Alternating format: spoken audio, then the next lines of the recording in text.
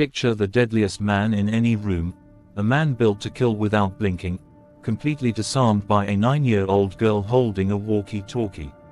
That is how this story began, and that is exactly why what happens next will break your heart before it thrills you.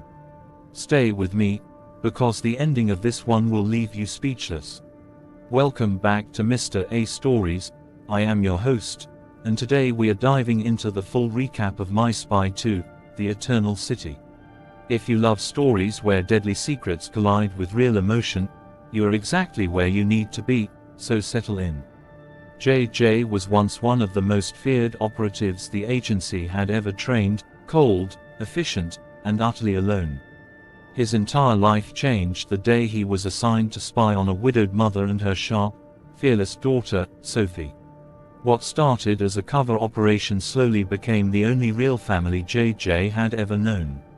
Sophie saw past every lie he told within days, and instead of exposing him, she made a deal with him. She would keep his secret if he taught her everything he knew. That partnership became the foundation of everything that follows. Now, years later, JJ is no longer undercover. Sophie is older, sharper, more independent, but the bond between them has never faded. She still trusts him with things she would never tell her own mother, and that trust is about to be tested in ways neither of them could have imagined. The story kicks into motion when Sophie's mother, Kate, announces she is getting married.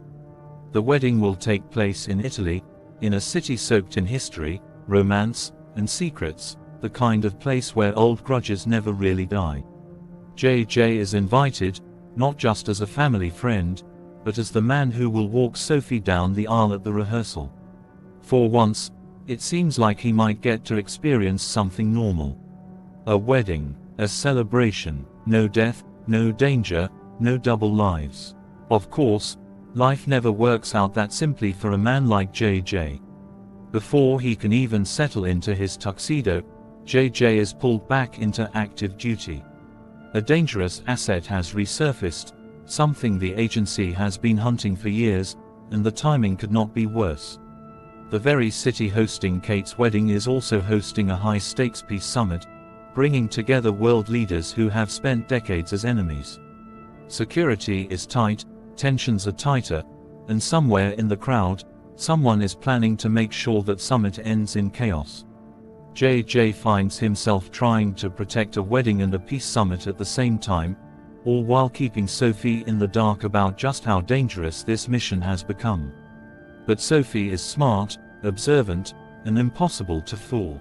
She notices something is wrong almost immediately, and instead of staying safely out of the way, she inserts herself directly into the danger, determined to help the man who has always protected her. This is where the story shifts from playful family comedy into something far more tense. Because the threat JJ is facing is not just political, it is personal. A shadowy figure from his past resurfaces, someone who knows exactly who JJ is and exactly how to hurt him the most, not through violence aimed at JJ himself, but through the people he loves. If you are enjoying this recap so far, do me a quick favor and hit that subscribe button and tap the like icon. It genuinely helps this channel grow, and it means every next story reaches you the moment it goes live. Alright, back to the story, because things are about to get a lot more dangerous. As the wedding festivities begin to unfold across the city, beautiful ancient venues, candlelit dinners, and laughter echoing through cobblestone streets, underneath it all JJ is racing against a silent, invisible clock. A dangerous weapon has gone missing from a secure facility, something capable of causing mass devastation if it falls into the wrong hands.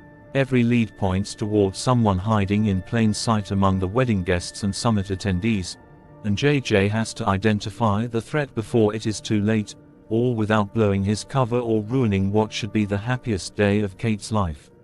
Sophie, refusing to be sidelined, becomes an unexpected and crucial asset. Her sharp instincts, the very same instincts that once exposed JJ's cover as a child, now help him piece together clues that trained agents have completely overlooked.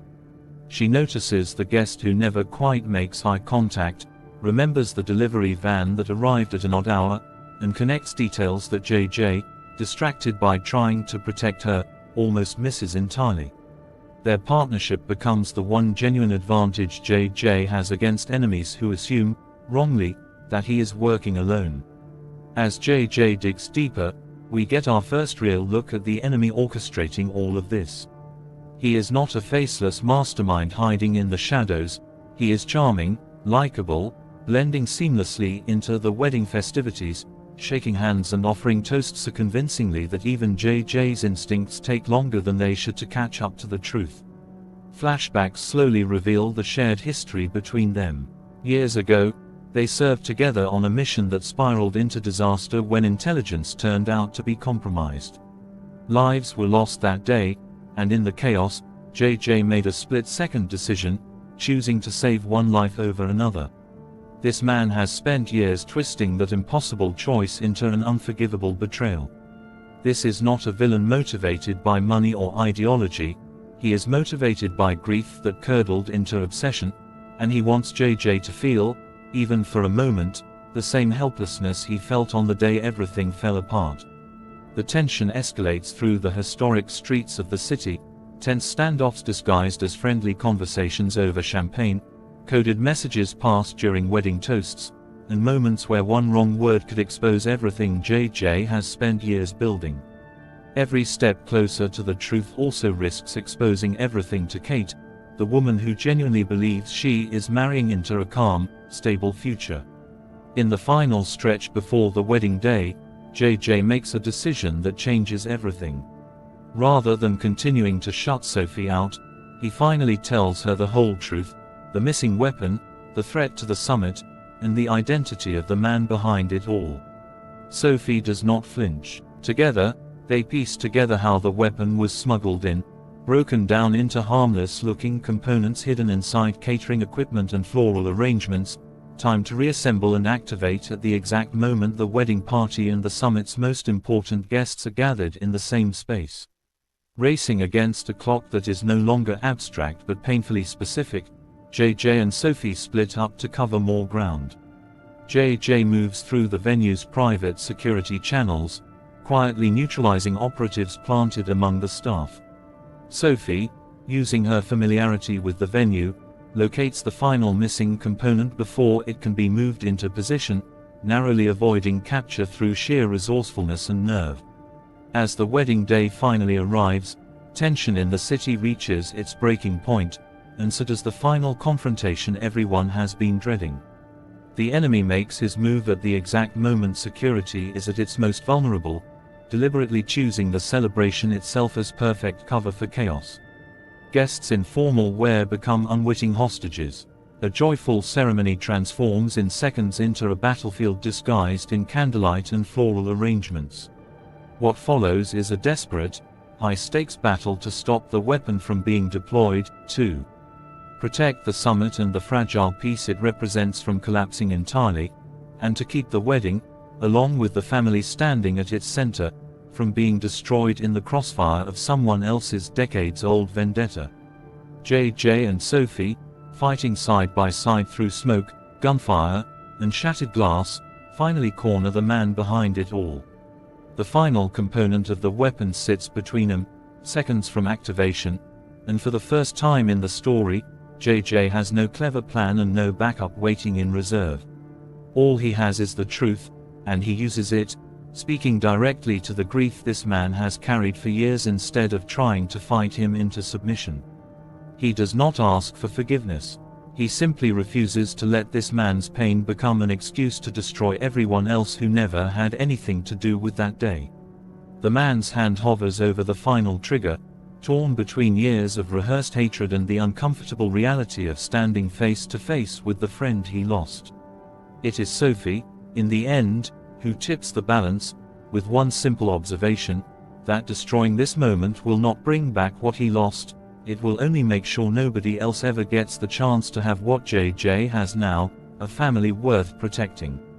The moment stretches, fragile and uncertain, before finally breaking in the direction of mercy rather than devastation.